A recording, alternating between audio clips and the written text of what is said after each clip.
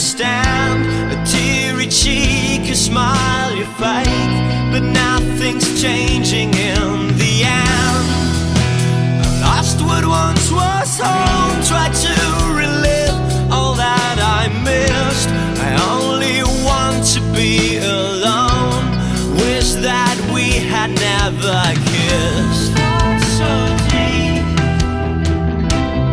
makes me want to eat a gun, afraid of what I have become. I'm counting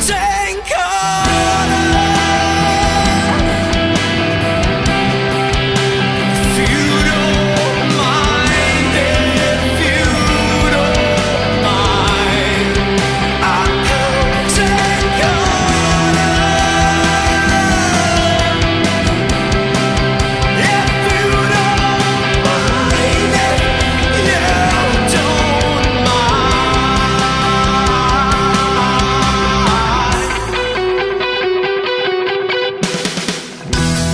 I have left change so far behind. I've added in, it makes me blind to all the colors of the world.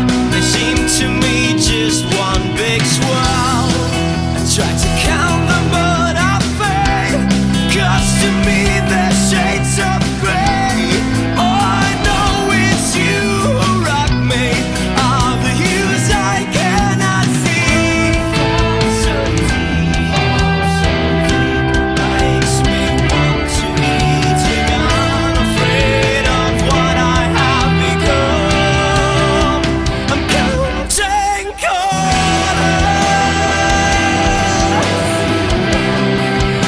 if you don't mind, if you don't mind, I'm counting if you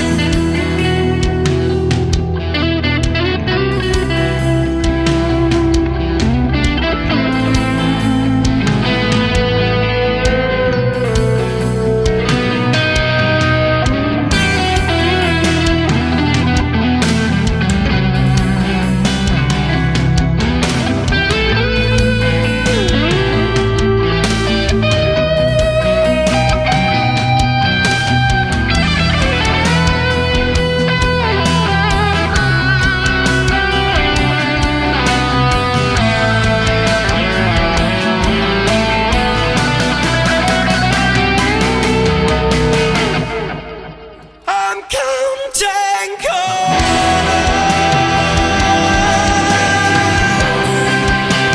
if you don't mind, if you don't mind, I'm counting if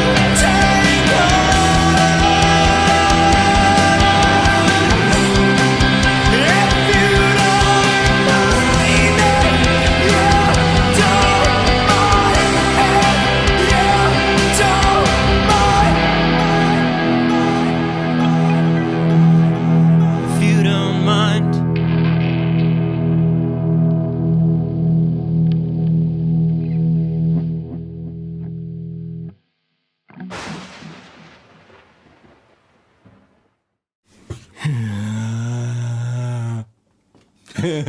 Hello and welcome, YouTube people. Wait, you had. If I'm telling you to go a little bit further over, just to have the parallelity, see, because there's like space over there. What's up with this? No, don't. Yeah, oh, yeah. Ah! Hello, people. This is Frank. You have such a cool name, Frank Fleckenstein. Greetings. It's almost like you made that up. Yeah, some people tell me. Some people say, is that your real name? And I'm always like, yes, it is. Sounds like an artist name. How can Fleckenstein be an artist name? It cannot. Frank Fleckenstein. It just rolls off the tongue. He is the German Fluff. I have a beard, but I'm not the German. Well, you have a beard. Hey, Ryan, I'm not trying to steal your thunder here, but he has a beard. He makes pretty damn cool YouTube videos that are a shitload of work. I looked at some and pretty nice work there. How can they find your channel? By searching for Frank Fleckenstein. Let's see. Is that, do you actually have a good channel name? Not like my crap, like ERYT Radley. It's HP42. That's HP like Henning Pauli. I know it's stupid. I know. It was supposed to be a channel where you can look at cat pictures and dogs peeing in the snow. Yeah. And there's actually some videos where you can see that. And that was the whole idea of my private channel, which turned into this. Yes. Now, if they just search for my name, they're going to find down it. here, Frank Fleckenstein. And he has the beard. He does guitar stuff, has a YouTube channel, and represents Positive Grid. So, which Ryan also does. So technically, you are the German Fluff. You're a fluffer. That's what you are. I'm Fluffer. Apparently, those jobs are gone now. But let's not talk about the porn industry. No. It's a different video. A different video. This video, you've already heard us play absolutely mind-blowingly beautiful guitar stuff. So I don't know why you're still here.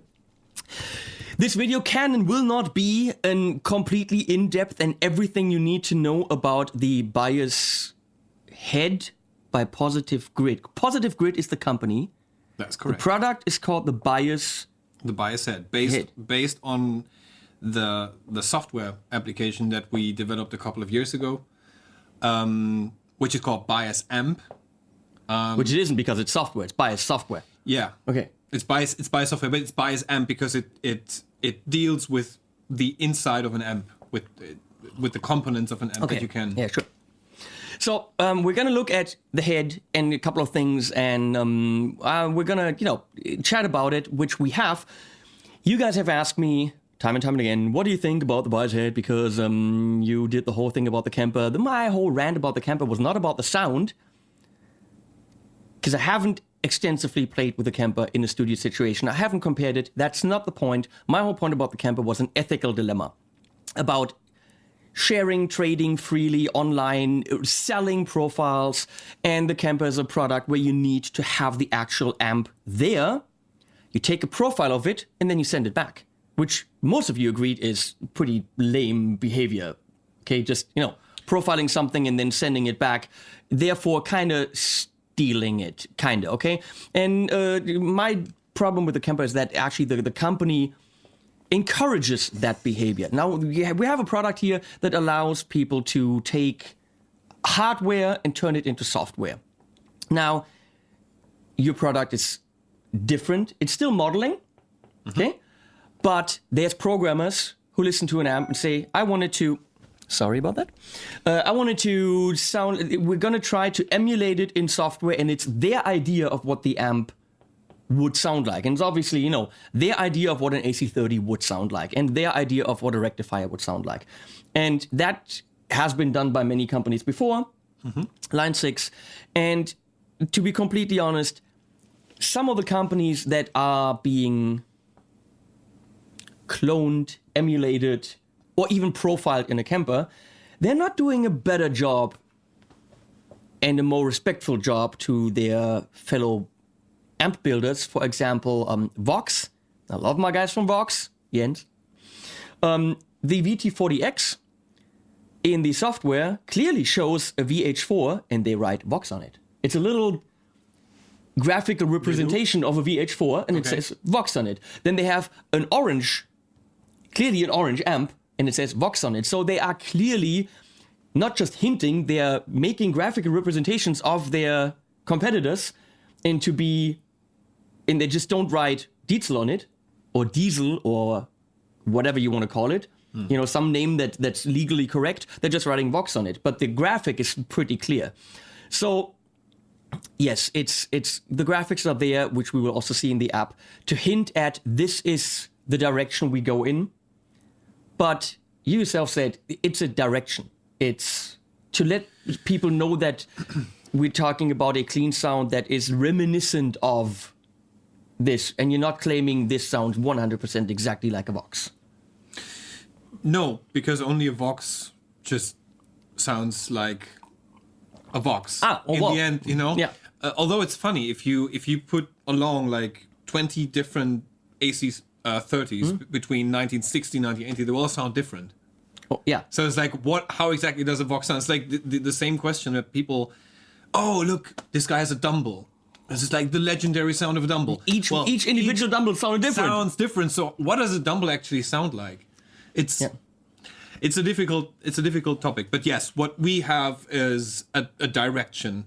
It's the hint people are looking for when it's like, okay, what kind of an amp sound am I generally looking for? It's like you want something that sounds like a Vox AC30 or a Plexi Marshall or something like that. What I like and I had no idea how I would react to him showing up with this thing. And I even told the distributor that if I don't like it or I think there's an ethical dilemma that I see in the camper. I would just, we'd have coffee, we'd have a good time, and send him home, and no fault, everything's fine, but I wouldn't be able to stand behind a product like this.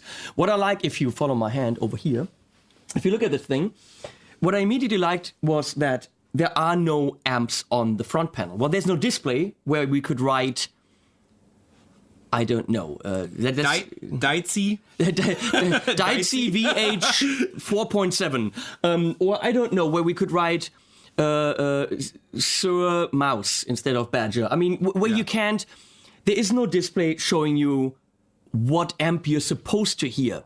I like, why don't we just listen to sounds and judge them based on what the sound is? If the camper had neutral names in the display, I highly doubt that people would be interested in it. I highly doubt it. Some might not be, but it is the brand names in the display that sell the product. What I like. I'm sorry, the coffee. By the way, this cup says, Henning, how about a nice cup of shut the fuck up? My girlfriend gave me this, I think, in week 1. Look, this one says Thomann. Which is, of course, where you can buy the Boyer's Head. You can also get it at Musikproduktiv and other great outlet stores. What is the other one in Köln? I don't know. What's that one called? That's called Music Store Professional. Do people go there? People do go there, yeah. It's actually a destination store. I don't know. I always shop there, always. Yeah. Until I found Tom.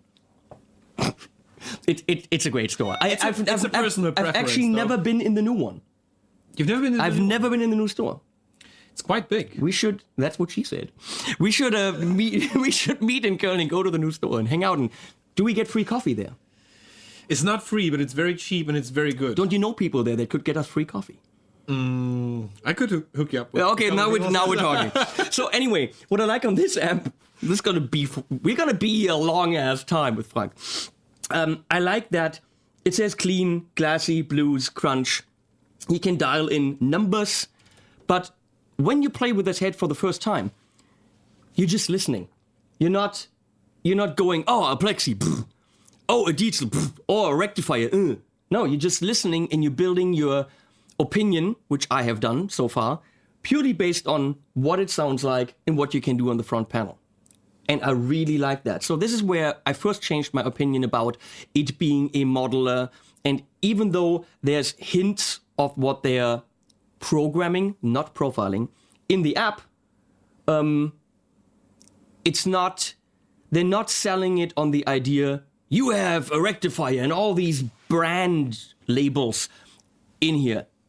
I think the approach of a Positive Grid is more, here's a head that can do many things, and even if you never touch the app, go to it, play with it, and most of what you want, like a traditional head, you can do on the front panel. You just have a couple more options, like actually picking what kind of power amp you have, how much the power amp already goes into power amp distortion, how many tube stages do you want in the preamp, which are things you can't do on a classic analog tube amp. But since this is based on software, you can do it. And that's kind of a cool approach. Let me dial in software parameters in a very intuitive, easy to understand way without ever reading a manual. So that's kind of cool. If you then want to go and load something into it to take with you that's not available there, you can go into the app and tweak it more. Now let's. Yeah, that's kind of the two things. One thing is people, because we come from we come from software. I mean, we're basically for the most part. We of as our people, lives, we're robots. We What? Positive Grid. Ah, We- okay. we I as a thought company- I thought I'm a robot. I didn't know that. No. We got need firmware upgrade. No, Yeah, we know there's a Positive software, Grid right? was a software company for most of its life, and recently came out with hardware. So people who know us from the software side now get something where they can store all the sound creations they came up with and take it to the session room, take it to the gigs, to the studio, wherever they want to take it, with a power amp inside. And those guys who don't know us at all because they're not involved in software stuff, and they see this thing for the first time, they will see it as, it looks like an amp. It doesn't look like a computer. It doesn't look like a computer because it has... It looked. Does it look like a computer? Don't tell me it looks like a computer. It doesn't look like a computer, but it looks like a toaster. I mean, come on. If you guys really had wanted to go for the amp crowd, you could have taken, I don't know, something like those little Engels over there, or the Joy or whatever. Something that actually looks like an amp with toe legs and wood. It looks It looks like a Kemper. It's a toaster. I mean, Okay. it doesn't appeal to the guy who wants a thing that looks like an actual head. It still looks like something that's not an actual amp. It looks more futuristic than that. I mean, the whole design is very Kemper reminiscent. If you had, if not you didn't do because this. it's the lunchbox kind of format. Yes. Yeah. So I'm thinking if you really wanted to go for the amp crowd, I don't know. I'm gonna drag this over. I'll be right back.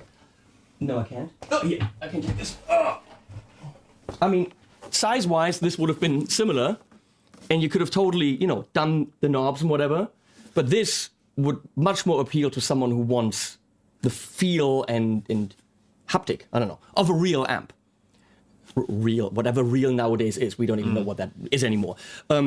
It does look very much like a Kemper kind of toaster.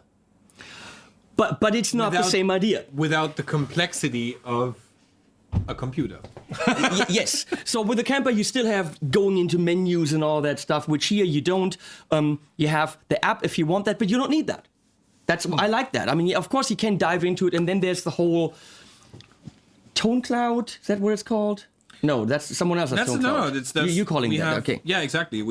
Then inside the app you can go into deep editing, so to speak. You can change with stuff within components. You can change tubes. You can change settings. You can change transformers and all that. So lots of things that an amp designer would do. And we have the tone cloud, where you can search for tones that Other people you have like. made. Exactly, that other guys did, that we did with artists that we work with did, and so that's where. So what is this? Isn't there a thing? What's that called? The when you do the EQing thing? What do you call this? The tone. It's called amp matching. Amp matching, which again is not getting an amp and cloning it. So what is it? No, it's not the same. So what happens is, if you dial inside an amplifier, like let's say something like British Crunch, you dial in the amplifier in the buyer's head, and he's like, it's great, I'm pretty close, but I want to be 100% close to, let's say, a completely dry guitar track that you have, that you've done, and you want it to absolutely sound like this amp. With the amp matching algorithm, you can capture that sound. You can also mic an amp and do the same thing, play it. Or you can use a track and then capture that, and then you play with the amp that you created inside the buyer's head. And then at the end of the process, those get merged together. So you are as closest as possible to the actual Okay, amp. but So- what that's doing is in no way modeling or recreating how the tubes behave, how its dynamics behave. It is imposing in IQ. we are all software. Yeah, it's putting an EQ curve on something that you've created in there. I take an amp that's close enough, and then the fine tuning happens with EQing. I mean, it can't recreate how that amp that you've mic'd there behaves when I roll back the volume. No. No. You know, I mean, that's- it's which the Kemper apparently says it can do. So this is this is a different kind of thing. Look at it as kind of a mixture. You're gonna have the dynamic range and the dynamic behavior of the amp that you dialed in and in the bias head, but you're gonna have the sound of the amp that you know from that great guitar track that The you frequency response. have. Yes. Okay. Not the sag, the attack behavior, none of that. No. No. You have. No. So essentially, it's an EQ that they're doing. They're just EQing it cleverly, but that's kind of what they're doing. Amp matching. It's called EQ. There's some other magic going on, but I can't talk about it. Okay, you can't talk about it. It's called EQ. But hey, if it's done well, then that's totally fine. EQing is just leveling, right? Leveling of individual frequencies, yes. What do I know? Fletcher Munson, no. Fourier spectral analysis. I know words. I know big words. So, we can't cover all the features. The thing has no effects because it's supposed to be an amp. Let's not confuse things. It has XLR outs and unbalanced. Yeah, Unbalanced. normal TRS, Okay. yeah. Outs, and they are dual mono, meaning it's not a stereo amp, but there's two of each. So one can go here and the other one can go here. Front of house and whatever. Front of house, and the other one goes to, I don't know, the mixing desk that holds the in-ear system, for example. Or if you have a personal monitor with you, which so you some could of guys I know have. You could get a powered monitor, or actually, but you could get an unpowered passive monitor and still run the speaker out with speaker simulation, right? You just told me that. That is true. Yes, That okay. is true. So you could do this. You could go front of house. It has DI outs with speaker simulation, which you can also turn off if you want to use IRs in your software, or you want to use some other IR. We just found out. He just told me I'm dying. He didn't tell me I'm dying. I'm sorry. I'm good. That one of the little downsides, and we're just going to talk about that, is that, let me get this right. You have the speaker out powered with 1,000,000 watts. That's how much it has. Yeah. And then the direct out. And when you turn on the speaker simulation, there's two ways to do this. Wait. It's okay. It's explain this to me again. Let's put it like this. There are on the back of the amplifier, there is a switch called parallel serial. First, I had a lot of people asking me, well, okay, that's for the effects loop. No, we have a serial effects loop. It's not going to be parallel. This mode does the following thing. If it's in serial, I have the speaker simulation. If I activate the speaker simulation, I have it on the loudspeaker, the cabinet output, and on the DI output. Like if I want to use a monitor speaker and it's a full range speaker and I want the speaker simulation on my power out. Correct. Yes. Correct. Okay. In the parallel mode, however, the loudspeaker output doesn't have the cap sim, although I activate it. It's just going to be activated for the DI out. Which makes sense because if I have a guitar speaker, like my whatever back there is the Carl Martin, then I want that speaker to make my sound. Exactly. You don't need a speaker simulation. It would sound strange. But if I do that, that's the parallel mode. The parallel mode. Then my Carl Martin, my real guitar speaker, won't have the effects loop on it. Yeah. That's a bummer. That's something that's a small bummer. Be fixed. Yeah. That's a restriction that we have due to the codec. I'm not sure if this is something we can fix in the future. It's kind of a wet dry system, but with a weird I don't want to justify things. That's okay. I don't want to justify things. You're working for the company. You got to find ways to justify it. I got to find ways to laugh about it. Okay. Apparently, that's what this show. This is what we're doing here, making fun of companies. Yeah. And they're weird decisions. Let me talk about a decision that I really got in this case about earlier. They come from software. Meaning the software is not just a remote for the head. Now the head came later. The software can actually stand alone, be your full amp simulation, with everything you need. Now, when you buy the head, you get the PC/Mac software included. Exactly. Because you spend all this money, so why not just give you the software solution? Now, whether you want to use the software with latency issues that you might have, I have huge latency issues here. So I don't want to use software, I want to use a hardware thing, okay? But the software is included for you to use as you please. As a remote for the amp or standalone.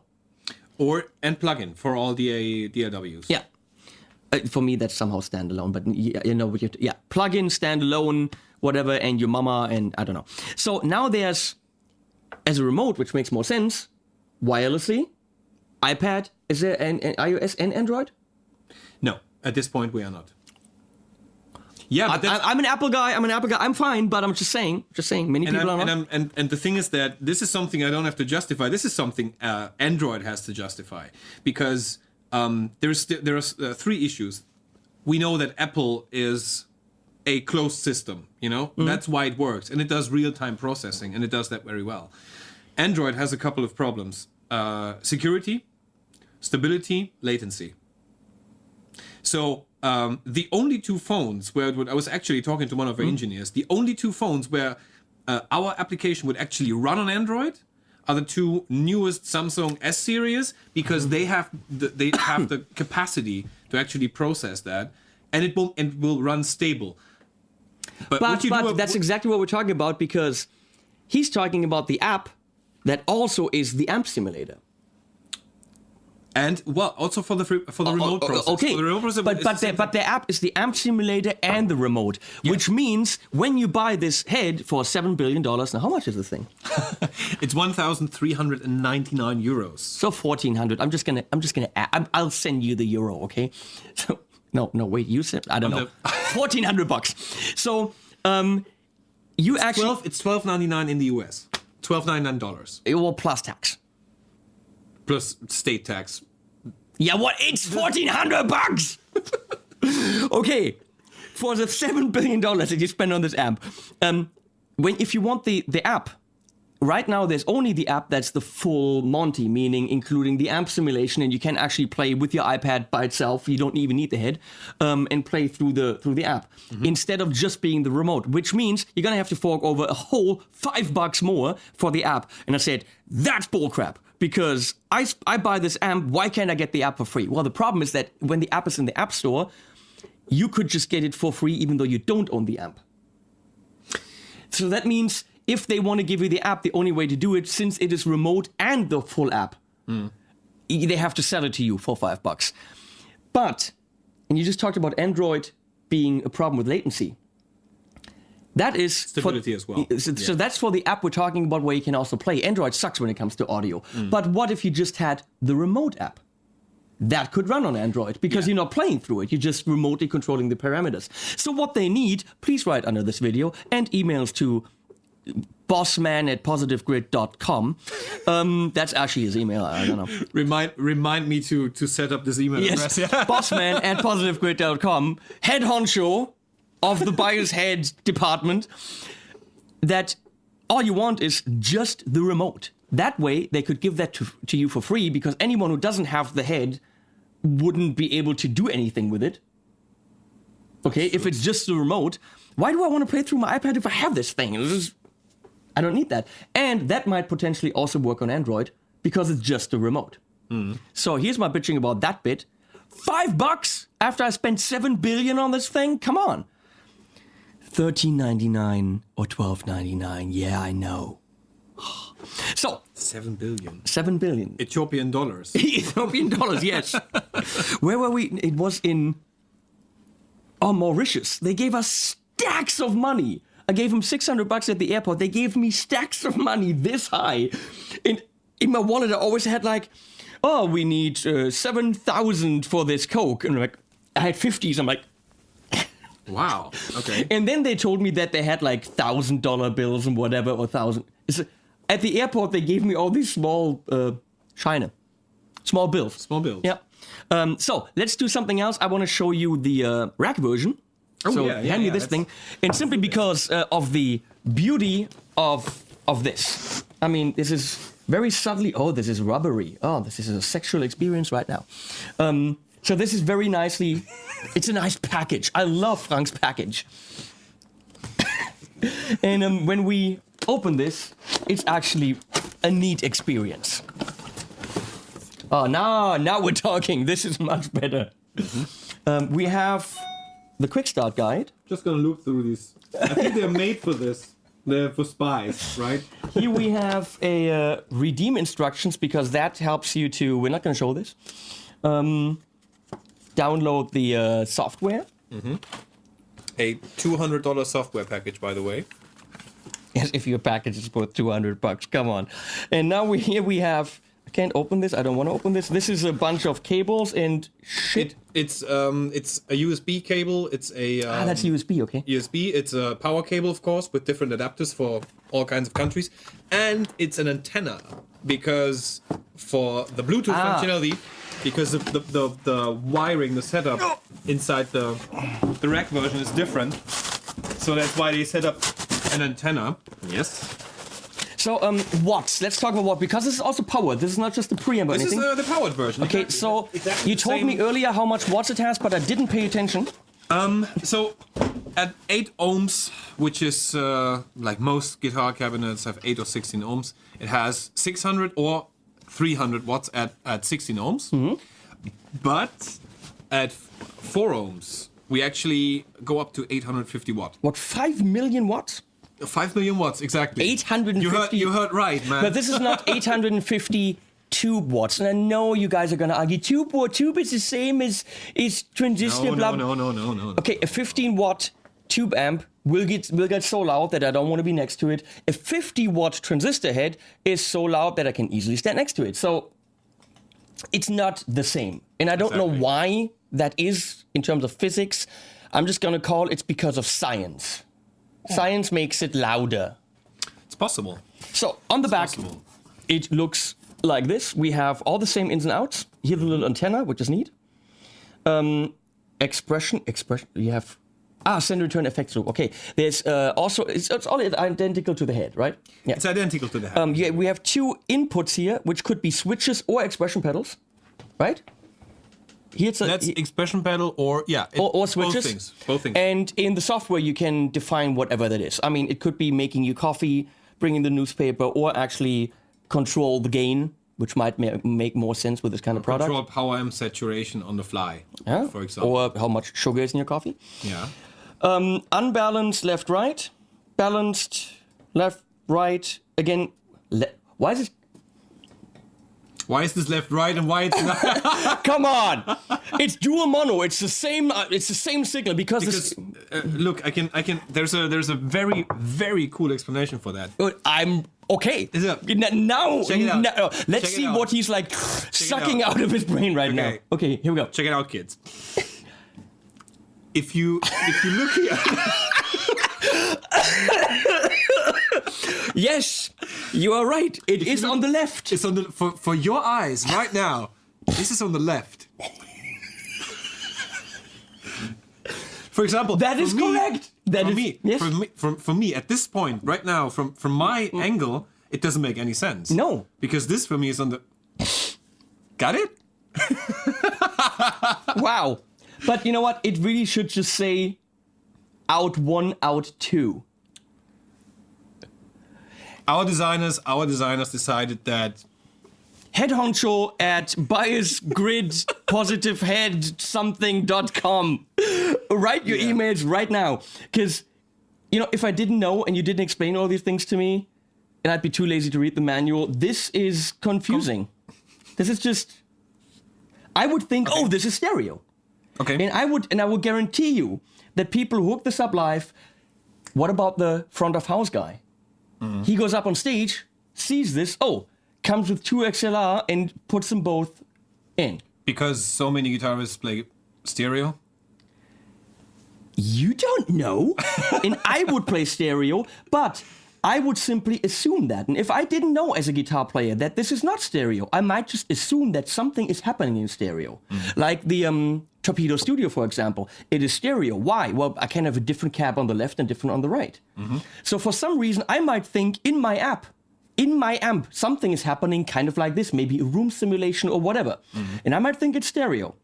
Now, what I want to know is if it's dual mono, and I'm putting it both in the middle, Am I have face problems? No. Are you saying that now? Are you sure? Well, I checked it out. I checked it out. Well, I did a public demo in Belgium some time ago, and we did exactly that, and there was no issues at all. Okay. So, but it is for confusing. For any complaints about, just write that complaints about back description at positivegrid.com, and That's a good email. Complaints about the description of the backside of the bias grid, head and rack at positivegrid.com. what a great email address. It's easy to remember. You're gonna have to go through this video at home and actually make all these email addresses. And I would like to know. You think so? Oh. I would like to know if I hope I don't emails have come to. in. I'm gonna get a call from my boss. You go and set these email addresses up right now. You said so. You said so. Now you gotta do it. 2 days later, you're like, okay. And now I have, for the rest of the video, I'm gonna have to come up with 700 more email addresses. That'll be so funny. So, okay, this is the same thing. Let's look at it from the front. It is semi-light. It's not just like it's empty, but it's not mega heavy. It doesn't feel like an empty shell. That's for sure, and that's because of the power amp that I mentioned has 850 watts. It's very capable. We have a very good power supply in it that works worldwide. Whatever voltage you have, or whatever hertz is flowing. Foot switches on what? Everything on the rack version is on the front, of course. It's logic. Yeah. Because why would you want to go to the back of your rack sure. and You switch wouldn't want stuff to. on and off? So the whole layout is like very, very straight in the front. And of course you have the headphone out. So what can I do here? One is for the parallel serial mode that I just talked to you about. The other thing is foot switch calibration. So Okay. if let's say you connect an expression pedal because there is a parameter that you would like to control on the fly. You connect the pedal, you click one time, you do the heel position, you click another time, you do the toe position. Okay. Done. Nice. That's how pedal calibration works. It's very, very easy. It's a tiny little Tiny little on and off switch that kind of looks like a ferry should operate it. Like it's not a manly. That's a manly light right there. That's a big ass manly light and a kind of leprechaun leprechaun on and off switch. So enough of the bitching. Get a ferry with your on and off switch at positivegrid.com. That's another email we need. Okay. One thing I want to talk about when it comes to modeling, because that's what we're talking about. Modeling is an evil word, but I'm going to quote my good friend, no, not really, my idol, Tim Pierce. Tim has said about modeling, it's all nice and good. He said that about the X effects and modeling in general. It sounds beautiful when you play by itself. You play it and it's like, oh, these sounds are cool. Once you start layering in a mix, which he does a lot, and I do a lot, all of a sudden, you're sitting there trying to mix it, and all these guitars are gone. They are like, where are they? You're trying to pushing the levels, and all these guitars just disappear. And I did that when I did the track for the Helix Line 6, which is a beautiful device. I really have to say this. Beautifully built, beautiful display, switches. All you can do is really cool. The first impression you have with it is like, whoa, this is cool. And then you play it and you play it and you play it, and then all of a sudden you start to hear the podiditiness of it, the podulaciousness. But in the mix that I did, 6 guitars were in that track, and they were all gone. And I did the same track for the Walrus Audio Mayflower Overdrive with a tube amp.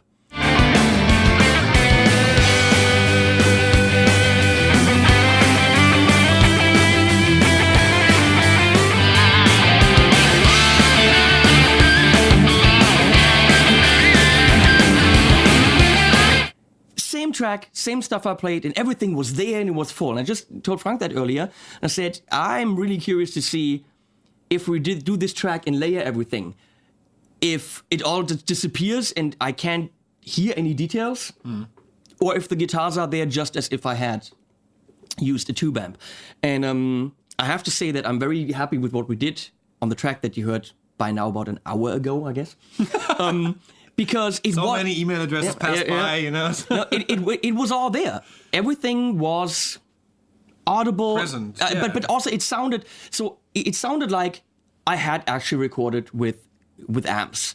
I don't want to say tube amps because you know what? In the end, this isn't supposed to be a competition for the traditional amp, because the guy that wants his Friedman, his Dietzel, his whatever, is not the customer for something that is super flexible. If you can go on stage and be cool with your 2 channels, because those 2 channels are what you want, then I don't think you would buy a bias head for that 2 sounds, except for maybe wanting to, carry something lighter. But I mean, the whole idea of this is the flexibility, the control over parameters that you might not have on a real amp, like the tube stages and the power amp. If you're the kind of guy that says, I got my volume on my guitar, I got my JCM 800, you're very likely not the client for the bias head. No. So you're not. It's not in competition with the traditional amp. It is the amp for someone who needs the flexibility, Who wants to travel light? the carryability. That's a word. The carryability. That's a word. And so on. So I like that in the track it actually didn't suck.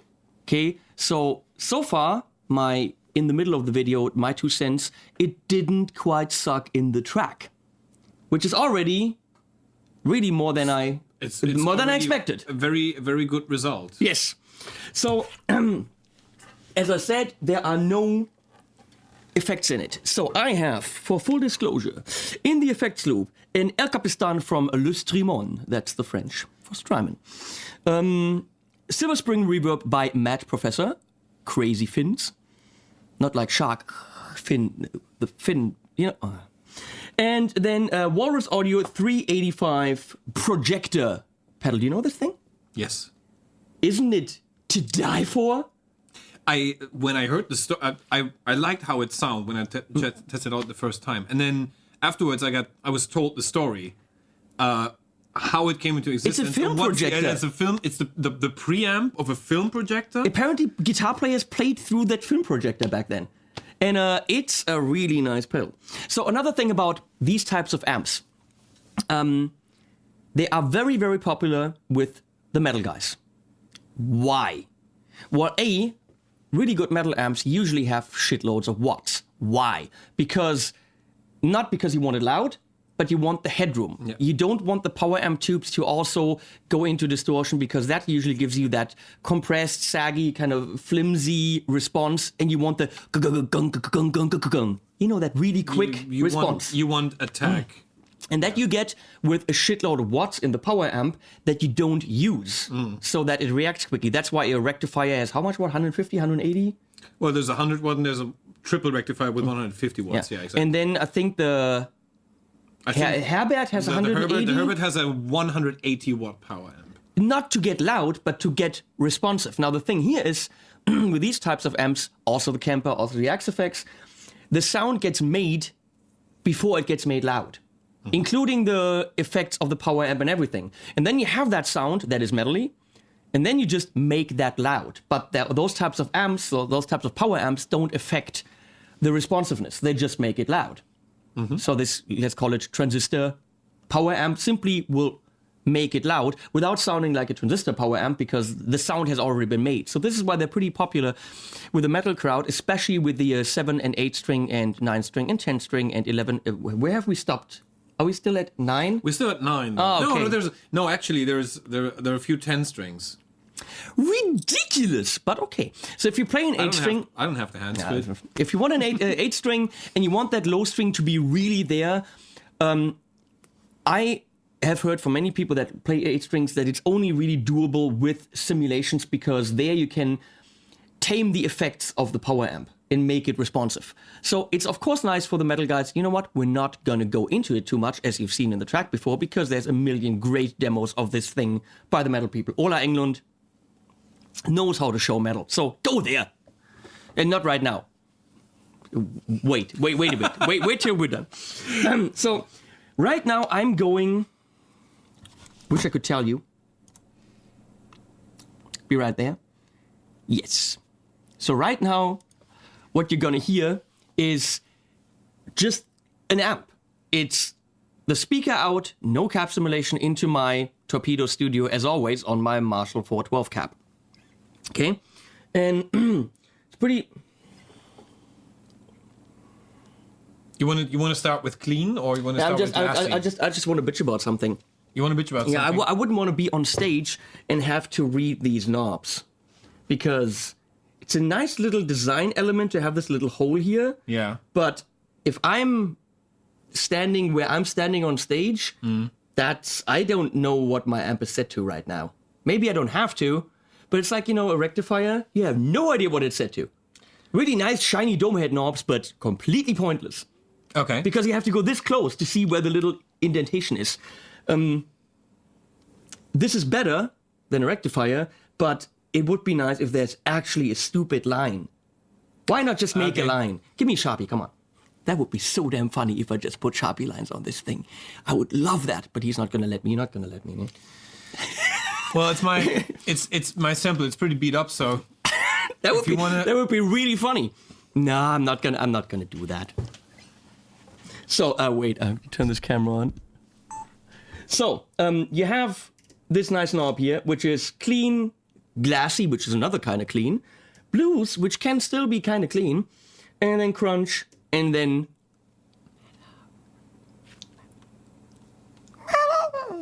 in a bit. I will in a bit. So we're gonna start here, and then you have 5 modes, which is just 5 different kind of clean sounds that are preloaded, but you of course can change that. So here we go. Well, without the silver spring, it sounds like so.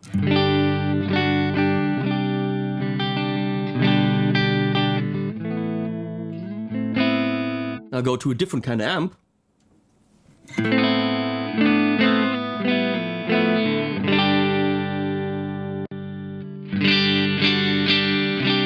Fantastic, but maybe you want that.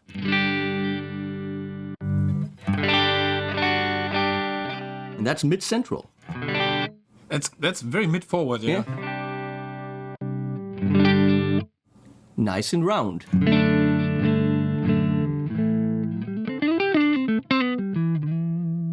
Again, it's an amp, made as an amp, so no effects. So if we smack some effects on here,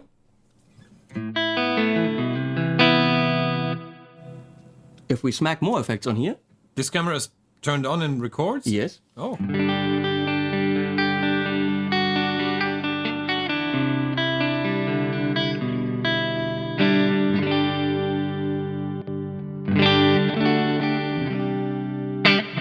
So of course I can now do anything to that. I can change the gain.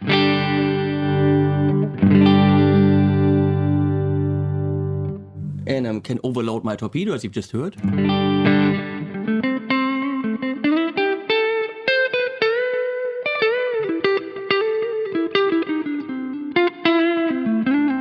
That doesn't floor me right now, but there's others that do. That's a little bit... Well, the really cleans are more transistory kind of cleans, right? Well, you could say that. I would definitely agree with the very first one that I think that you're just playing like clean and then number 1. This one's really hard to even get distorted. If I wanted to, I could put metal amps on every single one of these, right? Yes, it's completely customizable. So if you want all those bangs, let's call them bangs, to be metal or all crunch or all clean or all jazz, No, metal. We want only metal. Only metal. Only metal. Just the whole thing. Really? No, I mean that's an amp that I can get behind. No, you can put there whatever you want. Okay. So it's completely. I like the idea that I don't even open the app. I like the idea that I buy this and I have a lot of options right here and that I can tweak them right here. Have I said right here enough? Let me show you. So you have gain, of course.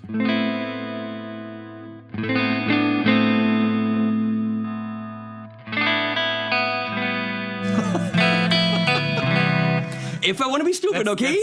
That's this setting, kids. Right. Oh, more presents. Let's get more presents here. We like presents. No. It's Christmas. Let's do... Oh, it's single chord, okay.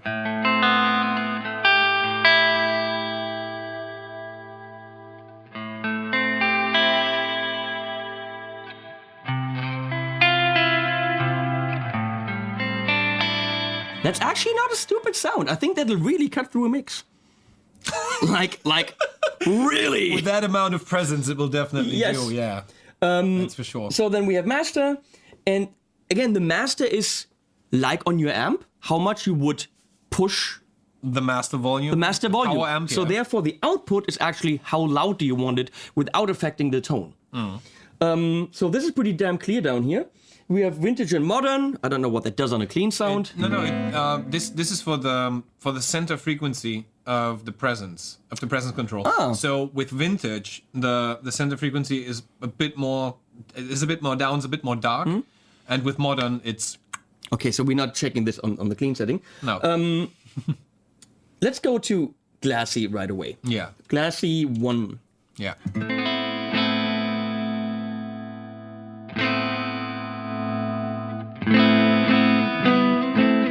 That's warmer, rounder, more tube-esque, tubelicious.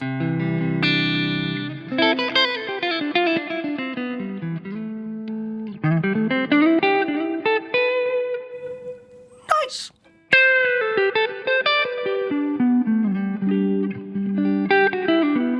If you push the gain a bit, it doesn't.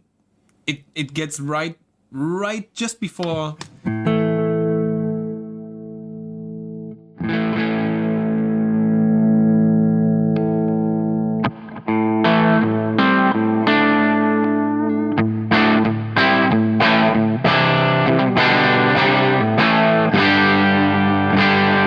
Now, we have this tube stages thing, which is a clean channel. You will usually have, what, two preamp tubes? 2 or 3 maybe. Okay. So you can now add gain stages up to 5. So you're pretty much whatever. I don't even know, and I don't give a flying rat's ass what amp I'm playing there, which is what I like about this. It's not, I'm not getting sucked in by the front panel telling me this is a plexi or whatever it is. I don't care. And therefore, my idea says a plexi can only do this and this and this. Mm-hmm. All I see is nothing. I see Glassy 1. That tells me nothing. I'm using my ears, and now I say, okay, that would be cool if it was distorting a little bit more. Whether that is whatever that amp that is can do or not, I don't care. That's where it's different than these other amps that rope you in with brand names and all this, which is why right now I don't want to even see the app. I don't want to know what it is. I just want to go and say, let's change it.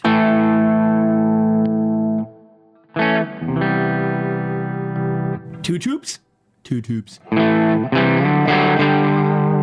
And how much are you, I called it biasing earlier, how much power are you giving to them? It's not gain, it's what is the basic character of these? Hotter, less hot, freezing? Yeah, kind of like that. You kind of set the standard gain level for the tubes. From where you then can change with the gain knob, yes.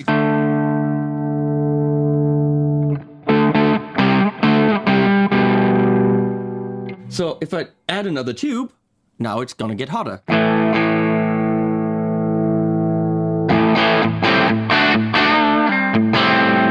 And add another gain stage.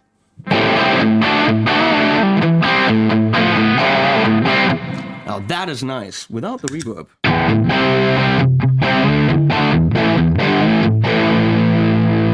Now of course with gain I can do...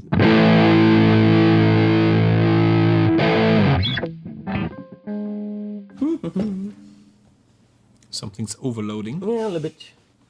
Just a bit. We'll get that happening. Of course, if we make that louder here, then.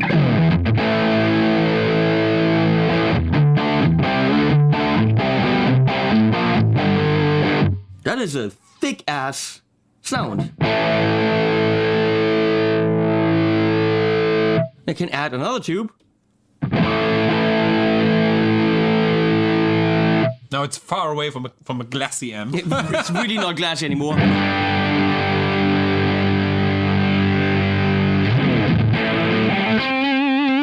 It's very, very dumble. I can totally hear that. That's dumble.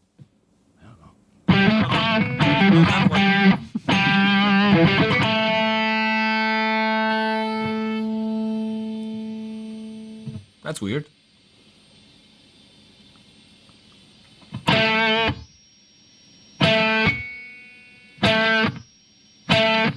There's that.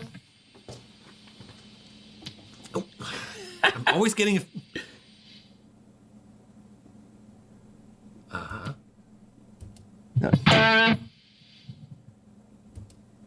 Well, isn't it cool that this is software and can easily be fixed with an update?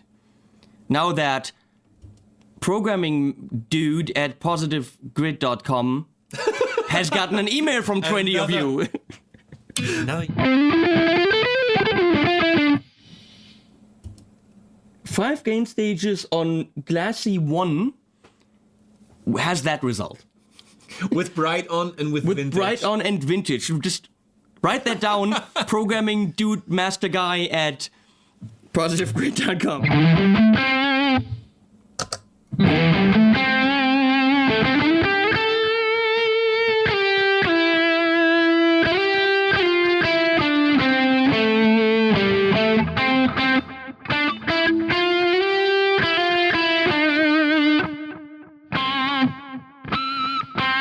Did you hear? But there's still some kind of artifact in the high end a little bit. A tiny bit. I don't hear it. How about this? Just don't. There you go.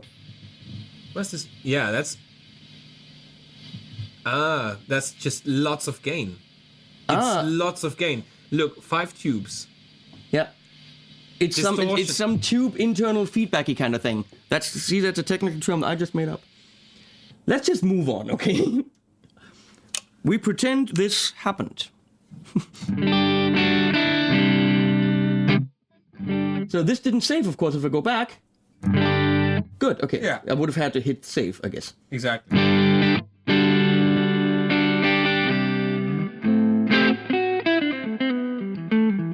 It definitely has a lot of clean sounds right on tap when you buy it. Way more than the obligatory, here's my one clean sound. You find a lot of flavors of clean, which I like.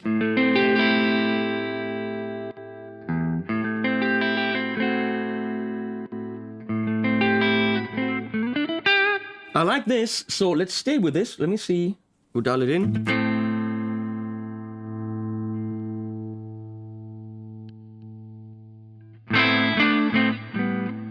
That's kind of nice. Let's look at before we throw in a pedal, which I want to do, the topology. The power amp topology. So that's pretty much if it's a single-ended 1-2B kind of thing, or class A, which is Split load. split load. We couldn't just write class A because that would be way too easy for the people that actually know what that means. We write split load, which of course nobody knows what that means. Both. Well, ask 100 guitar players on the street if they know what class A means, and I guarantee you, I've heard class. 2 of them is going. I've heard class A before, but I've at least heard that. I've never heard split load. That sounds like split load. They're gonna say, "Well, in school I was in class A." But split load sounds like some kind of weird Southern French sexual position. Split load. Split load. No, actually, split load sounds like 2 guys and what? So and the next one is push pull. Go figure. Oh, there we go. And then there's solid state, which, yeah, let's not do that. I'm gonna go into split load. Now I get it. Penis. I get it. Solid state. That's funny. I didn't even get that. And then here with the And I thought this was a serious show, right? Hell no. I'm totally wrong. Oh my God. Have you seen one of my videos? Yeah. Yeah, and you actually thought we're gonna talk about the amp or something. No. What's wrong with you? No. The power amp thing is actually how much you're pushing those power amp tubes. Exactly. So power amp saturation. you know, so it's with the master, of course, you again pushing them, but it's the same. It's kind of like where they are. Where they start to crank. Where they start, okay? So this is very cool. That's a nice... That's a good sound for a pedal, I think.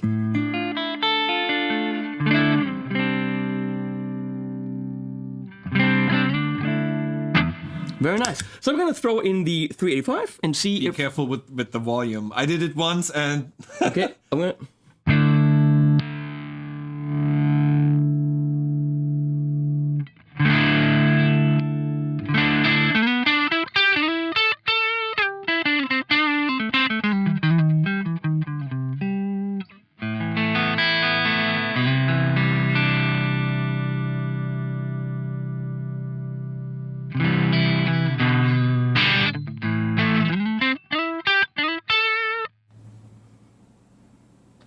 That's underwhelming, I gotta be honest. Because that pedal sounds really good, and right now it doesn't. Really? Okay. It distorts more than it should. It Okay. distorts more than it should that it did yesterday when I did the demo for it. Okay. On the Thomann. Sounds really harsh and not so cool. So I'm gonna go to Glassy 1 without all the stuff I dialed in.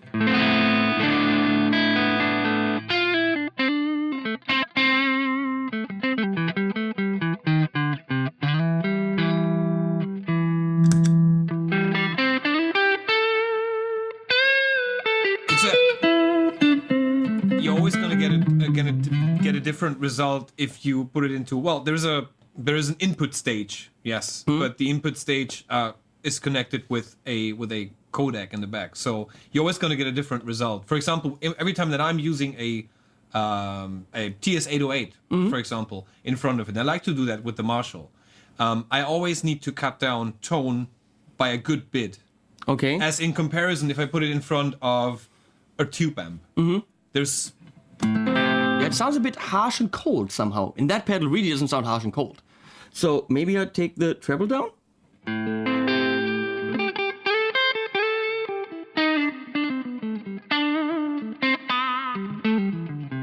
it's definitely better. I mean, with the flexibility of an amp like this, it's really kind of the point to not have your big ass pedal board and only have the pedal board maybe for effects, because the amp can do all the distortion you want. That is true. Give me the BEOD. The BEOD, which one is that? Right in the middle, all the way to the left. Right there, all the way to the left. All the way to the left. No, in that, yep. This one. Yep. Okay. I'm gonna go and switch it out. Uh-huh. That's not subtle now, that's, David Friedman said sounds good in front of anything. That's what David Friedman said. Then again, what does David Friedman know? Nothing! Volume.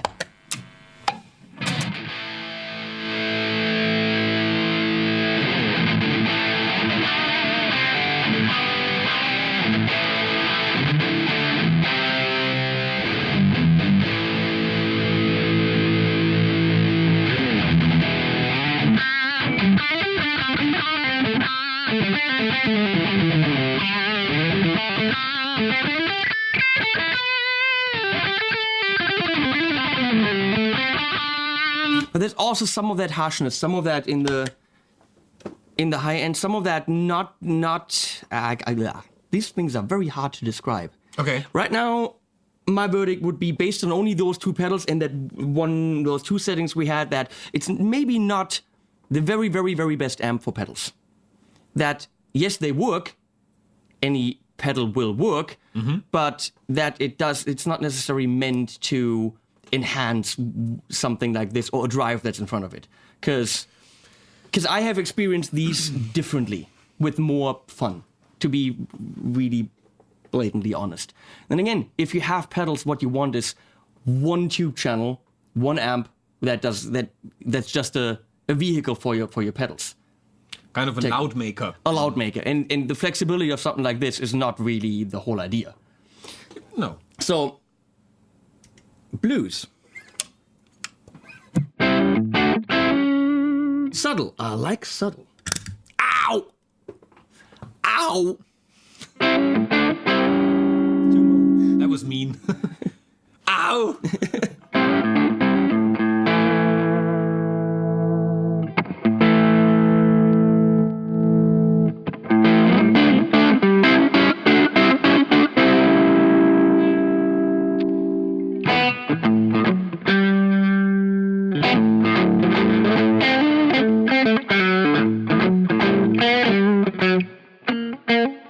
Really not B flat. Trust me, people. Really not B flat. And then, what, in an A? It's a flat 9. That's why.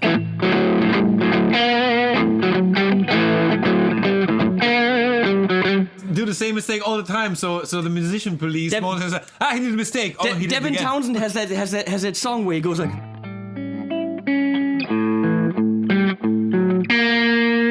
Yeah. And he does this, it's a beautiful song. There's this one note, I'm like, what are you doing? And he just keeps on doing it. Devin, you're a motherfucker. Lovingly, I'm saying this lovingly, that you're just a motherfucker. We bald people need to, we need to.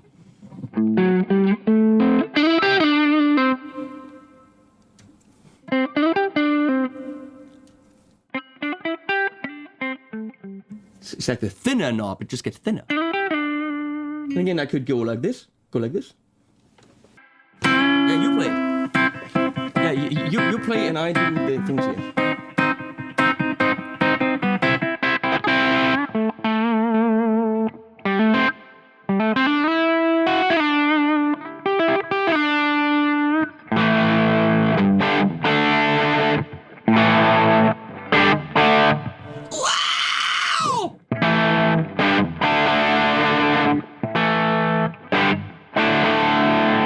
The series? Which one? What's it called? CSI Miami? Oh yeah.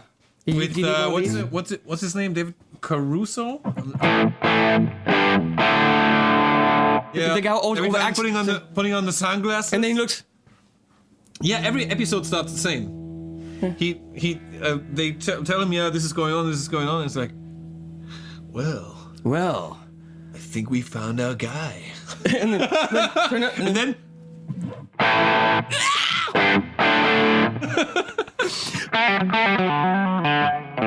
let's go to crunch because we're still in blues.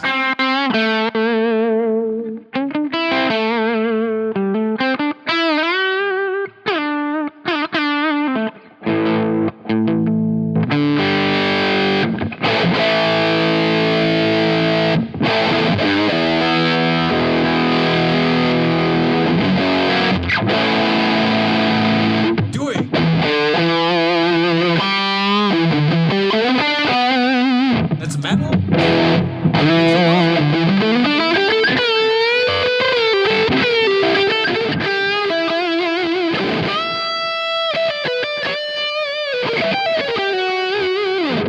Solo? That's pretty neat, huh? You're already on the metal bank? Or? No.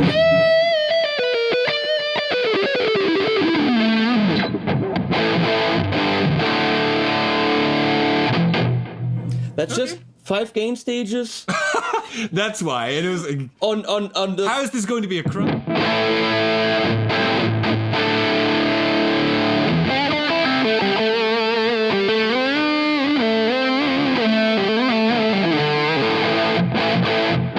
That's as a solo sound. That's as good as it gets. Yeah.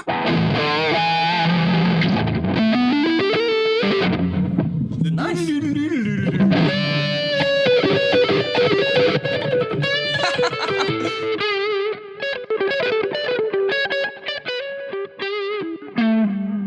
Okay, let's go to metal for. Well, let's go to. No, I can't say this. Let's go to.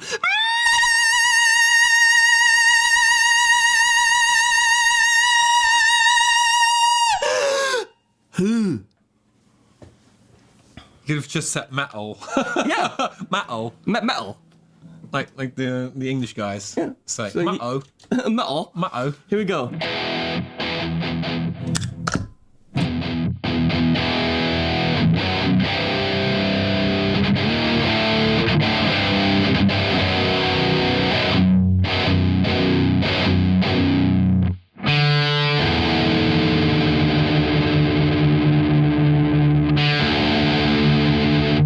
Some funny tuners.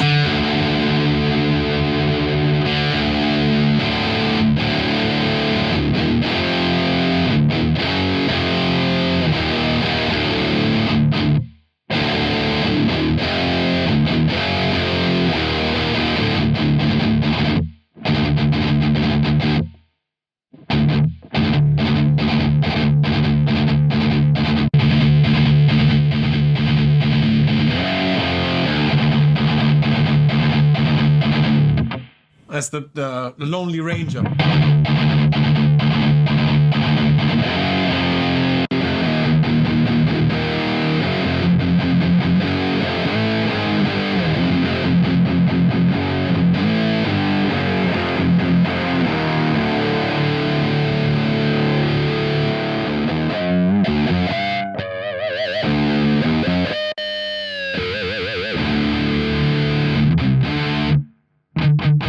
That's a lot of bass.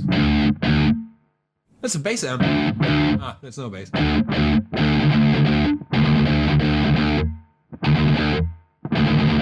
let's talk about this thing here, which can be the custom, which can be a custom knob, can be whatever you want it to be. Right now, it should be. It's a Noise gate. thing that does with the noise, you know.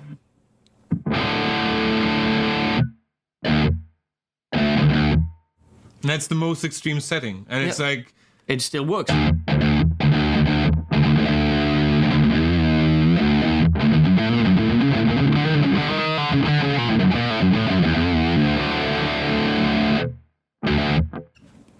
So that can be. The knob can also be, you know, how black you want your coffee. Mm-hmm. Yeah, schwarz. Und heiß, klar. schwarze Heise. Schwarzer, heißer Kaffee. You know, but it can also be a noise gate. Those two things. It can be those two things. Like how strong your coffee is and noise gate. And there's a third thing. Really? You could assign it to any function inside the application. Oh, any is the third. Any is the third. Coffee, noise gate, or any. Yeah, exactly. So it can be that three easy. things. Yeah, It can it's be that three easy. easy things. Which brings us, okay, two more things we have to cover. And by now this video will be, I don't know, 7 hours long. At least Who cares? I don't care. Are you having fun? I'm having fun. Okay, good then. Time of my life. No, you don't. Had the time of my life.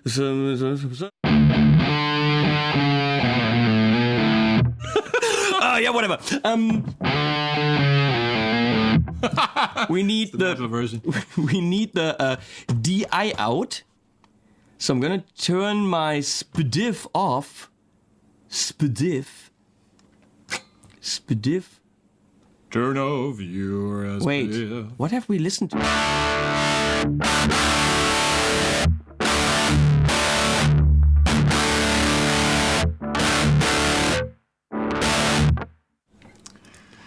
Okay, That's where you need to switch on. No, do that again. Do that again. Oh. Come on.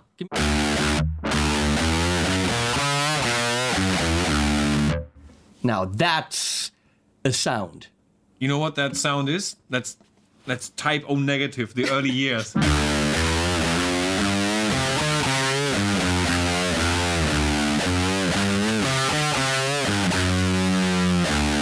So if you want that to either have the shittiest sound ever, or you want that to run an impulse response in your torpedo wall of sound, or however, whatever you're doing within your DAW, or for reamping. No, not for reamping. For recabineting. Recabineting. That sounds like you're Is that redoing. even a word? That is actually in America. It is when you're redoing your kitchen. Recabineting. When you're doing your kitchen cabinet. Re-loudspeakering. Yes. But I can just go flippy switchy, and now it should.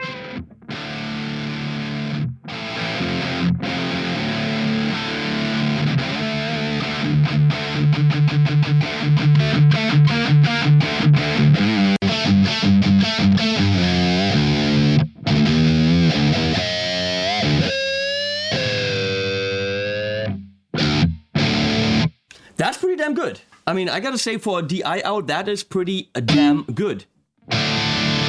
See? You said there's 2 IRs that kind of come with it, but there is a possibility to load in your own.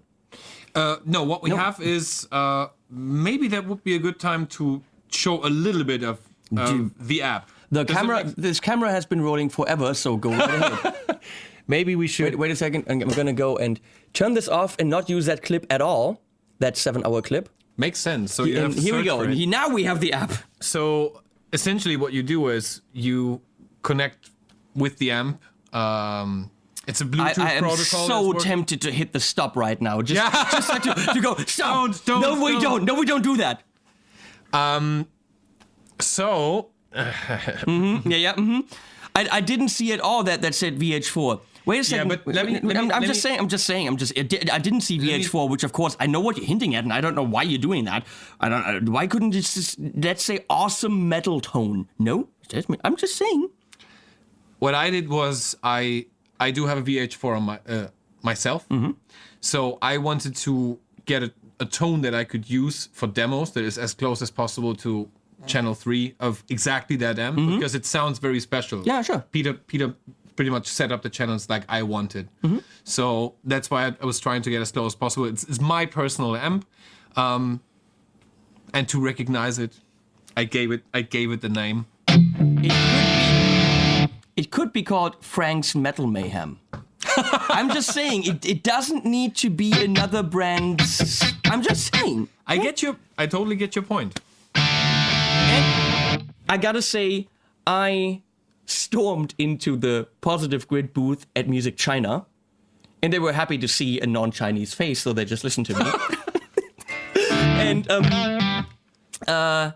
I really talked about just that. I said, look, cool product, but I really think that this is an issue. And apparently, that same night at dinner, they were all debating this and talking about it. And obviously, you guys want, it's not them, it's you guys want to see the brands. You want to see, that's a Marshall. You want to see that, that's a Dietzel, you want the recognizable brands. If you guys didn't buy based on that, but based on your ears, which we just did with the front of this, we had no idea what we were playing. And I like the sounds. So if you behave the same way, they didn't have to advertise to you by putting the brand names in there. So I'm just saying, those guys from Positive Grid, the next day, I went in there again, and they didn't kill me, which was very polite. And they said, no, we absolutely get the point, and we're discussing internally how to maybe be a little bit more respectful of the brands and the manufacturers, because they are, even though they're in the digital world, they are part of this family of manufacturers. Okay, and their response to me bitching about it openly in a small room at Music China, was not piss off. The response was, you have a point there, and we're aware of it, and we try to be respectful about it. So, big head honcho at positivegrid.com, that was very nice, and I very much appreciated that, which is why I agreed to do this. So sounds good to me. So, when you're going when you're going directly into a mixing desk and into an audio interface, whatever it is, you're going to use one of those loudspeakers, and there's a couple of them to choose from. I'm going to turn my phone off because it's impolite. It's impolite, really. Angry Birds tweeted something. Oh my god. I don't know why I'm following Angry Birds. I don't. No, it's porn. I don't follow Angry Birds on Twitter. I don't. Why would I? I'm an adult. Maybe it was on Twitter. It wasn't Twitter, it was Twatter. Anyhow. Okay, moving on. This video is going to be rated R. Yep. So there's a couple of cabinets to choose from. 1x12, 2x12, a 4x10, 4x10, a 4x20, 4x20, a 4x20. It's late, people. It's late, exactly. And then apart from that, you can choose currently between two different mics. We chose two classics, SM57 and C414. So you have both options, and then you can go and move it as well as check the distance. So if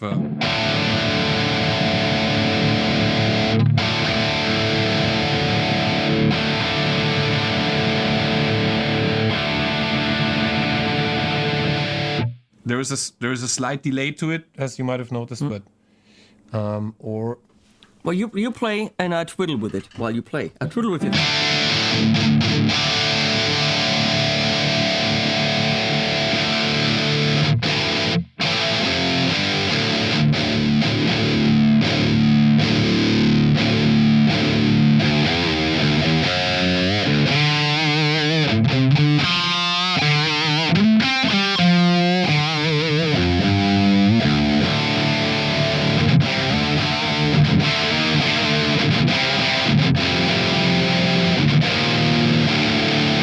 Interesting that the 414 is duller than the 57.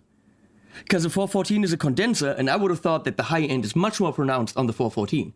But it's the opposite. It's the opposite. Yeah, the 414... Yeah, exactly.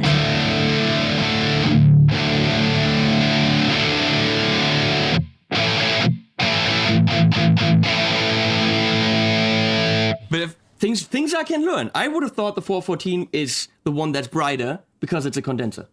I've actually made the opposite experience. Once we were in a studio recording an album, and the other guitar player of my band back then had an Engel cabinet, which is also kind of bright by setup. And the engineer put a C414 right in front of it, middle, with a distance of about a meter, more or less. Okay. And I thought, okay, let's go back into the engineering room and let's get like our ears pierced. It wasn't like that. It was actually it was very pleasant. It was, well, based on this, it's rounder than a 57. yes. Who would have thought? So actually, for me, those two is fine. I know I have one that's brighter and more piercing, and I have a rounder one. I personally wouldn't need more mics as long as I know I have these two options. So what else do we have? You can look at the transformer, the power, and the transformer, because I generally change the transformer on my amps. I just like doing that. So you have everything that's inside of an amplifier. You have a preamp section where some of the functions you have on the front as well, like the tube stages and the amount of distortion. Then there are a couple of filters that you can apply before you actually hit the tubes. Okay. That makes sense for guitars that have more low end, like Les Pauls, stuff like that. Can we say Les Paul, or are we getting... Single cut. You have to say single cut. I have to say single cut, Yes. because Henry is going to sue me then. Yeah. I'm going to say Les Paul, whatever. Hey, he was the man, you know? Yeah, good luck. Or a guitar that's down-tuned, like somewhere to C, B, or even lower. If you work with lots of gain, it's gonna sound muddy. So you can actually apply those filters and cut down. This, for example, would be totally...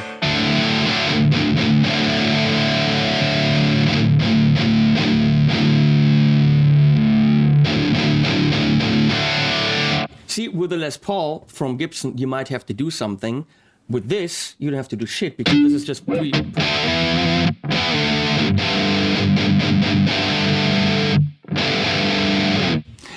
The Framus Pantera 2 master build is just perfectly balanced and doesn't need any filtering gimmicky. If you have a weaker guitar, like, I don't know, oh god, I'm gonna get so much shit, a Gibson, then you might want to take advantage of the filtering. The Framus Pantera 2 is, come on, it's a nice-ass guitar!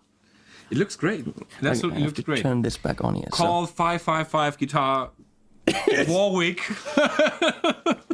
Buy guitar at warwick.com. Exactly. Actually, Framus.com. This is Framus. Framus. It's whatever. a Framus. So, okay, filtering, we have output filtering Output filtering as well. of the preamp. This is Okay. all preamp. You can change preamp tubes.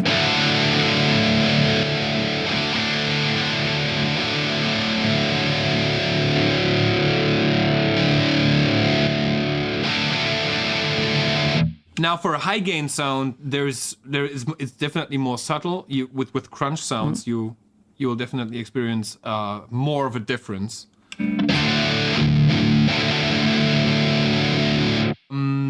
What else? You can change the tone stack of the amplifier as well. So this is the tone stack. It was. You can use. What German fireball? I don't know. Martin, hey, have they called you? Did they talk? I'm just saying. I'm just saying. It's my job.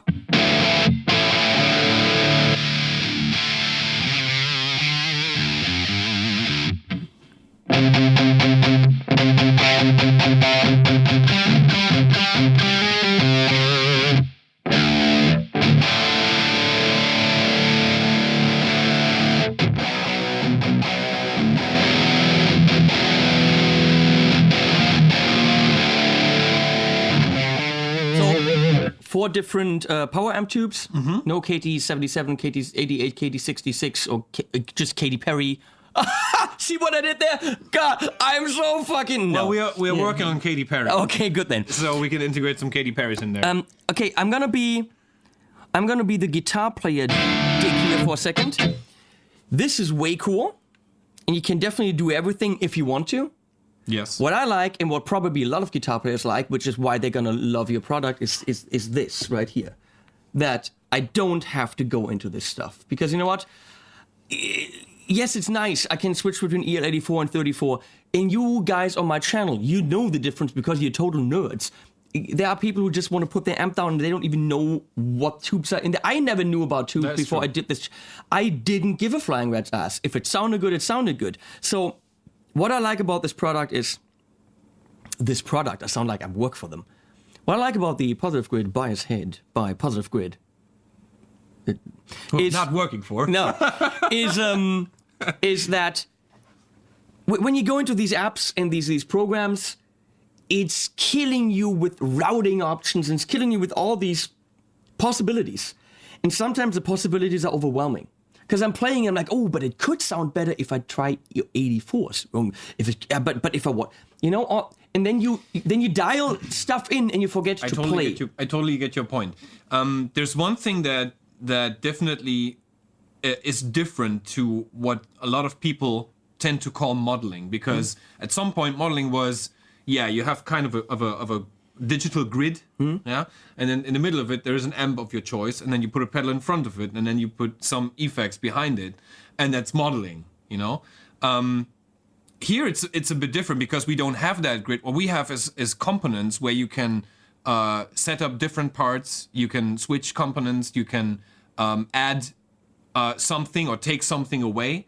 In the end, what you are doing is you're creating based on an amp model that exists. You're creating something new, and you can do that. And you can do that very intuitively. I mean, on the front panel of the amp, which you said, because you like it, it's easy. It has this analog feel to it, and you don't have to read a manual to actually be able to operate it. No, you can just go in, dial it. If you know roughly what these two sections do, pre and power amp, you're good. And I don't have to know what it is. I just dial and.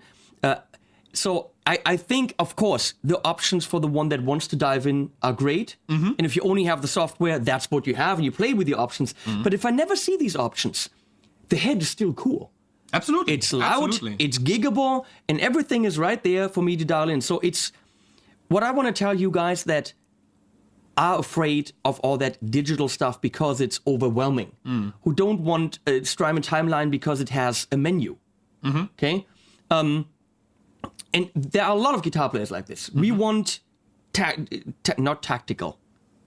Technical? Tactile. We want tactile. We want to feel the thing directly there and dial it. The amp can do this, and it has so many basic sounds already. 5 blue sounds, 5 crunch sounds, 10 clean sounds, all this, that you might feel that you never even need to open the app. If you really want to go into it, but I know you're in a studio situation, and, well, let's go into synthesizers. Back in the day, I had my Korg Z1. It had 2 banks of 64 sounds, and I knew every single sound. And I knew if I wanted a big-ass pad that goes, wow, I go to 17. And I knew all these sounds. Now I have Native Instruments Ultimate, which has 38,000 presets. You start scrolling through them, and you never get past A. You never get past the A's. And you're like, oh, that sounds good, that sounds good. You find 10 good sounds before you get to B. And if you don't set yourself a limit of, I will pick the sound that I like most within 5 minutes. If after 5 minutes I haven't picked the sound, you're wasting so much time going through options and options, you forget about making music. So and that's the thing. I get the impression that in comparison to a lot of other stuff that I've tried myself, this is way less confusing. Because, well, of course, if we're in the preamp section, there are some parameters where you think like, okay, what does low shelf mean? What is all this? What is low cut frequency for people who are? But you can always ask us, you know, if there's something you need to get explained. Again, you don't need to get the manual out and say, okay, page 56. What does this mean? No, and the email is stupidquestions@positivegrid.com. He's going to start again. Incredible. I'm just saying. So if I want to, not have the VH4 because, I like Dietzel and want to, have them make money, then I would go to... Oh, here we have blues amps. Also, so the in categories, like on the amp. Yeah, which is nice. This is currently what's represented. That's what's loaded. What's loaded? What's inside the amp exactly? So we played an acoustic amp, which of course didn't make sense. And glassy, That actually says Dumble. That actually says Dumble.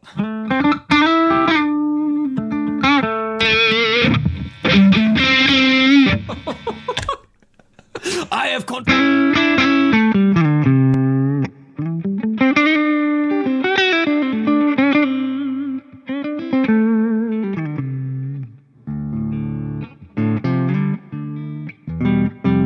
That's nice, but I wouldn't pay $180,000 for it. Me neither. And maybe it's not the Dumble you're looking for. It could be someone else's Dumble. You know? It's funny because it's called Vibro. Because obviously based on a Marshall Plexi. And which in its original form had tremolo in it. And a reverb. Yeah. And this is called Vibro, but it, of course, since it's effectless, doesn't have that. That's a stupid-ass name for an amp that doesn't have the effect in it. The name is... But people who want to associate will know, okay, it's the amp sound. But you know what? Seriously? Yeah. If you only had this, Yeah. everyone would know what you're talking about. Yeah. You could call this Caroline. Or just... Oh, I'm gonna... Okay, clean, that's... If you call this Clean One, everyone knows what amp that is. Because what are the... These knobs are not copywritten. These knobs are not branded. If you call this anything, you could call this anything. Really, write the word anything. Everyone knows this is a stupid Fender. Well, you want to call it at least anything? Yes, let's call this anything. Okay, let's call this anything. Let's call this anything. Now we're really getting into it, okay? This is week 3 of this video. Anything. Ready. And there you go. And there we go. Now we have a product I can really get behind. Because I still know what this is without infringing on anyone's copyright. Okay? Or patent or whatever. Then again, with Fender, who gives a flying rat's ass? But... whoops.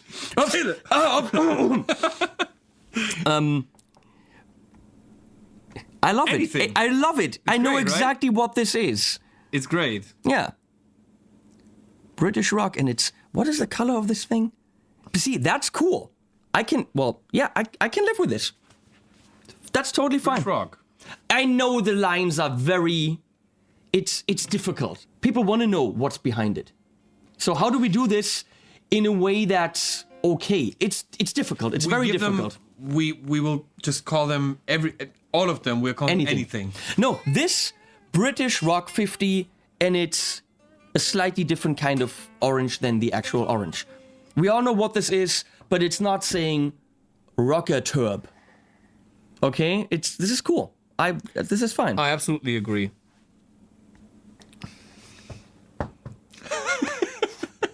Want to make it But black? see, now I think it's a high watt because Really? they're black. Oh, don't do it. No, you want high watt? There you go. Let's make it white. Yeah.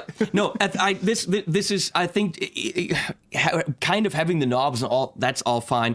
It is, again, the branding. But with this, it's different because you're not saying we actually took the amp, digitally sucked it into our thing. No, you guys programmed it. And you're not saying if I actually put this amp, whatever that is, Rocker Turb 50, right next to it, that it's going to sound exactly like it. You're not claiming this. No. You're saying it's the direction.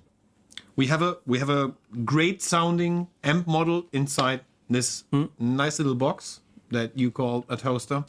And I'm never going to hear the end of that. and it sounds like a British rock amp. That's it, and everybody can make up their own mind about it. If This is totally fine. fine. I can live with it.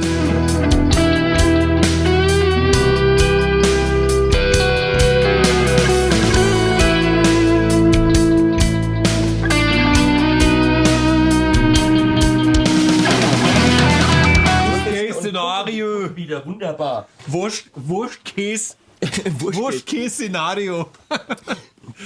Here we are again, or still. Oh, you're recording? Yeah, I'm recording. Oh, okay.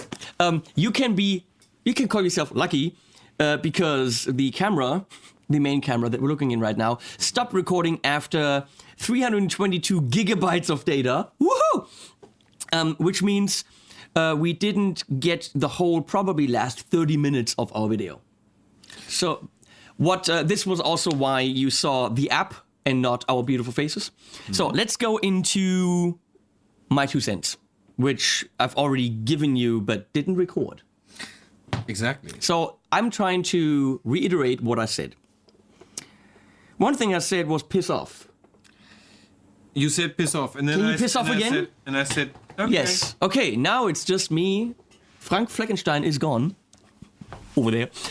So, what do I think? Well, the toaster by Positive Grid clocks in at $1,400, including tax in the Europe. Therefore, is, I think, among the modular class of kings, which is the Helix, which is the Helix Rack, which is the Kemper Power, the Axifex is actually the least expensive one. But powered, which means it clocks in at $1,000 less than a powered Kemper, $100 less than a Helix, which is not powered, which also includes effects, okay? Which I don't necessarily like very much, so I don't, I'd rather get a timeline than my Helix effects. But it clocks in $100 less and has 850 power at 850 watts at 4 ohm and 400 watts at 400 ohm. It's got a lot of balls, cojones, that is the Spanish for balls. And it has a lot of stuff to offer, but what I like is you just go, you dial, you're done. You don't ever have to use the app. You can if you want to, but the app itself gives you options.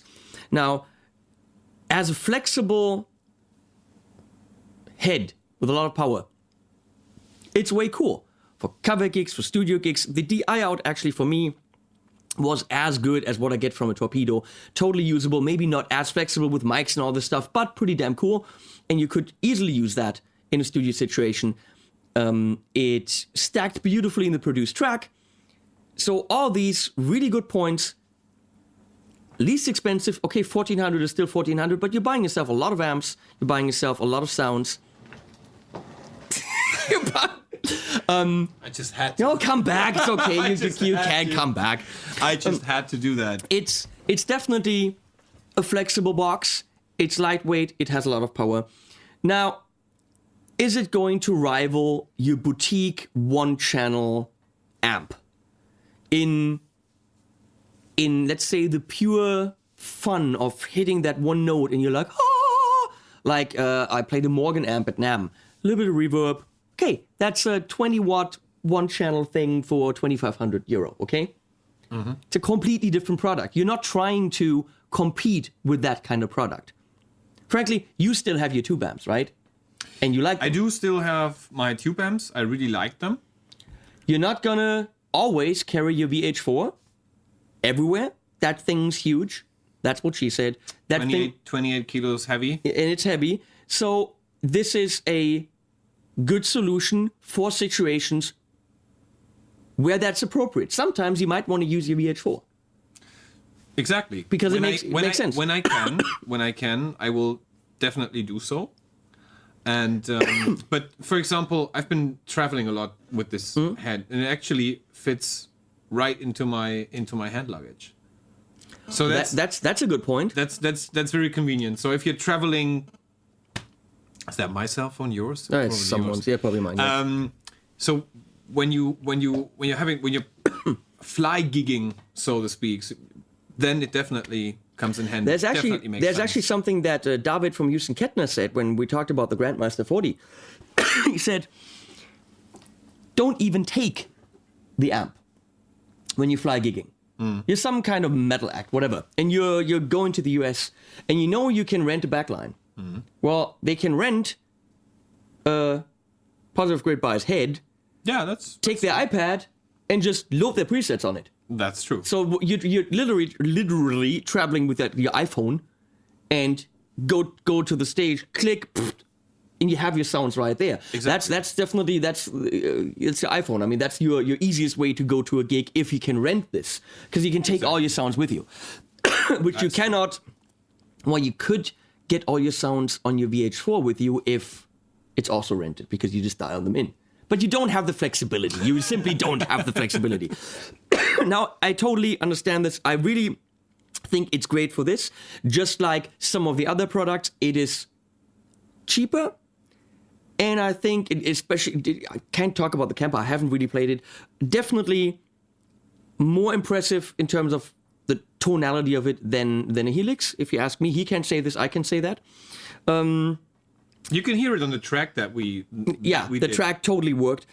I like that the people from Positive Grid are aware of the whole, we're showing other brands. Let's try to be a little bit more friendly to the community that we also live in and sell in. Let's not make enemies of amp builders. So being able to change the naming, as you see in the color scheme and all this. Those amps might be the starting point, but we're not trying to say this is exactly 100% a profile of this. It's a starting point, and quickly go ahead, change the tubes, gain stages, whatever, and there's your amp. Which, that's not the idea of the Kemper. Might be the idea of some other things, but not here. This is a toy, a sandbox. It's like play around. It's exactly. It's playing around and coming up with maybe out of an existing model that we provided, you're coming up with an amp that didn't even exist yet. You know, because the possibilities are staggering. Staggering. Of course, you're biased. See what I did? See what I did? Yeah. See what I did with the word? Yeah. Because you get it? It's called get it? I got it. It's pretty. Wow. I got it. The thing is, I would have laughed, but it's not funny. No, the thing is, I heard it for the 10th time now. It's like only 10. Let me check on the camera.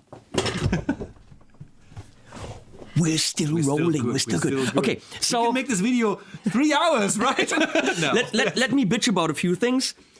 I don't think it is, when it comes to overdrives and boosts and distortions, super friendly. It doesn't necessarily enhance them, but make them a little bit more, colder, flatter.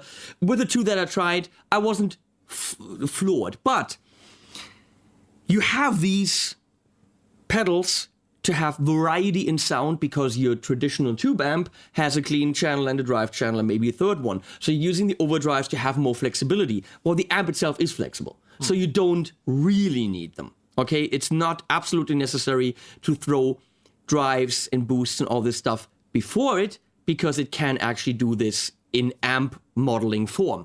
So kind of the whole idea of this amp is really don't have a pedal board. Well, unless you want effects. Unless you want effects like reverbs, like delays, modulation. And that's different. Okay, that's clearly different. So if you want this as a pedal platform, I wouldn't recommend it.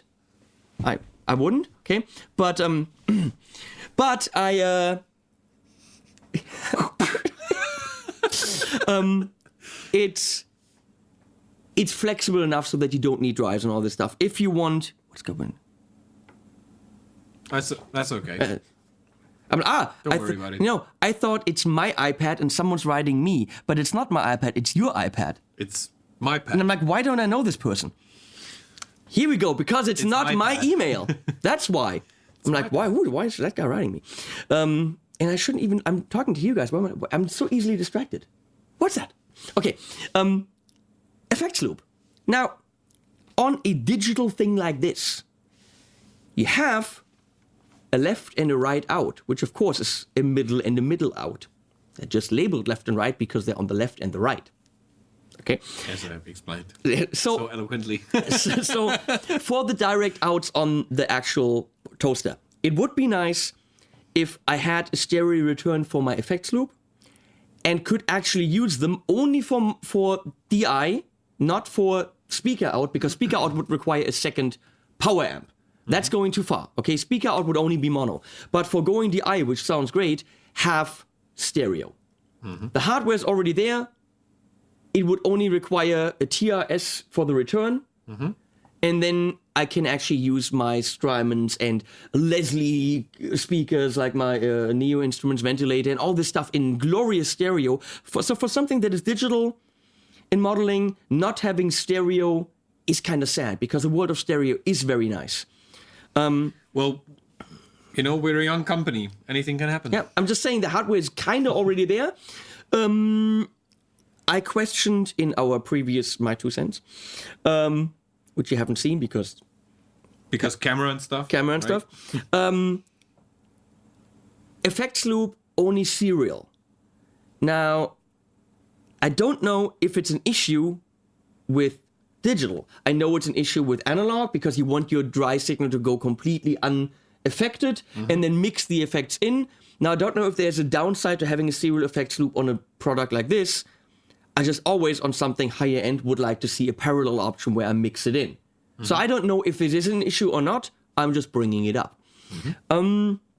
We know the one thing we both don't like is the fact that when you go into the parallel mode on the cap simulation, that the effects don't end up in your guitar speaker. Yes. That's a restriction because the codec at this point can't handle it. Okay. Email to fixthecodec at positivegrid.com. Anything else? No. I love the fact that you can just, hey, fuck the app, put the thing there, dial it in, way cool, a little bit, another preamp stage, and the sounds were great. Great lead sounds, metal, beautiful. These sparkling cleans that never distort, because a lot of tube amps, you give them a little too much input and then it's already breaking up. It starts to break up. And you can get these crystals cleans here. This is all great. Obviously, there is no tube amp for $1,400 with this much power and this flexibility. That is simply... I wouldn't think so. There is simply nothing in the real world